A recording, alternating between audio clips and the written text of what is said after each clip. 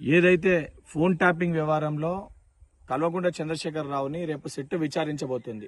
ఒకవైపు సిట్ విచారణకి సహకరిస్తున్నాము అని చెబుతూనే కేసీఆర్ గారిని విచారించకూడదు, విచారించడం పెద్ద తప్పు అనే విధంగా ఆయనదో దైవాంశ సంబృతుడు అనే భావించే విధంగా బీఆర్ఎస్ పార్టీ నాయకులు ఉద్దేశపూర్వకంగా ఏదైతే జన సమూహం చేయాలి, అందరు కూడా తెలంగాణ భవన్ కి తరలి రావాలి, కేసీఆర్ ని విచారించకూడదు, ఒకవైపేమో ప్రజలందరూ కూడా ఈ విచారణకి సహకరిస్తున్నామని చెప్తూనే పరోక్షంగా నిరసనలు తెలియజేసే ప్రయత్నం చేస్తున్నారు. దీంతో చాలా స్పష్టంగా అర్థమవుతుంది బీఆర్ఎస్ పార్టీల వైఖరి ఏ విధంగా ఉందో.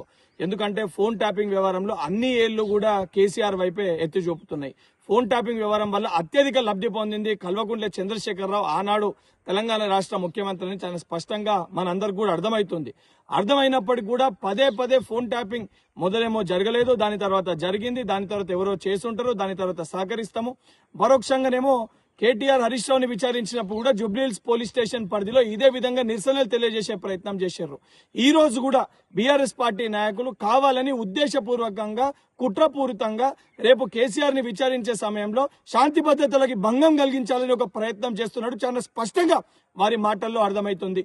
ఈ దొంగల భర్తం పట్టాల్సిన బాధ్యత ప్రజాప్రభుత్వంగా మాపైన ఉంది. బాధ్యత మేరకు సిట్ విచారిస్తుంది. విచారించక ముందే ఏమి విచారిస్తుందో తెలియక ముందే కావాలని చెప్పి దీన్ని భూతద్దంలో పెట్టి చూపించి కావాలని చెప్పి ఏదైతే శాంతి భద్రతలకి భంగం కలిగించే ప్రయత్నం బీఆర్ఎస్ పార్టీ శ్రేణులు చేస్తున్నారు. నేను ప్రభుత్వ పెద్దలకి అదేవిధంగా పోలీస్ శాఖ అధికారులకు విజ్ఞప్తి చేస్తున్నా, రేపు కేసీఆర్ ని విచారించే సమయంలో కావాలని ఉద్దేశపూర్వకంగా వీళ్ళు శాంతి భద్రతలు ఏదైతే దెబ్బతినే ప్రయత్నం బీఆర్ఎస్ పార్టీ నాయకులు చేస్తారు. ప్రభుత్వం దాంతో అప్రమత్తంగా ఉండాలి. రేపు జరగరాంది ఏదైనా జరిగినా దానికి పూర్తి బాధ్యత కల్వకుంట్ల కుటుంబమే వహించాల్సి వస్తుందని చెప్పని కల్వకుంట్ల కుటుంబాన్ని హెచ్చరిస్తున్నా.